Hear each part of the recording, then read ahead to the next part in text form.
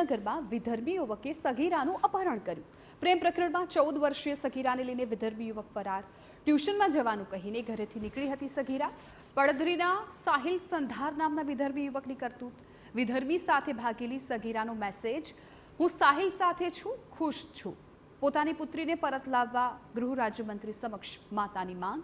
પ્રદ્યુમનગર પોલીસે ફરિયાદને આધારે હાથ ધરી છે વધુ તપાસ।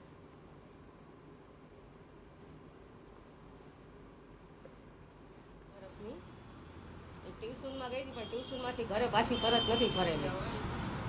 એટલે મને ટ્યુશનવાળાએ જાણ કરેલી છે કે આ રીતનું ઘટના છે, એમ તમારી બેબી આવી નથી।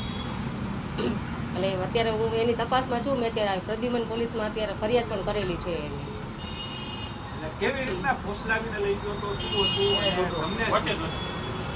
એ કોઈ ઘટના મને ખ્યાલ નથી, પણ મને થોડીક એટલી જાણ છે કે કદાચ હોઈ શકે એમ એમની સાથે। આરોપી કોણ છે? સાહિલ નામ છે, પડદરીનો રહેવાસી છે। ભાઈની હોટલમાં એ કામ કરતા પહેલા, એટલે ટૂંકમાં ઘરે આવવા જવાનો કોઈ કોન્ટેક હતો એ રીતનો।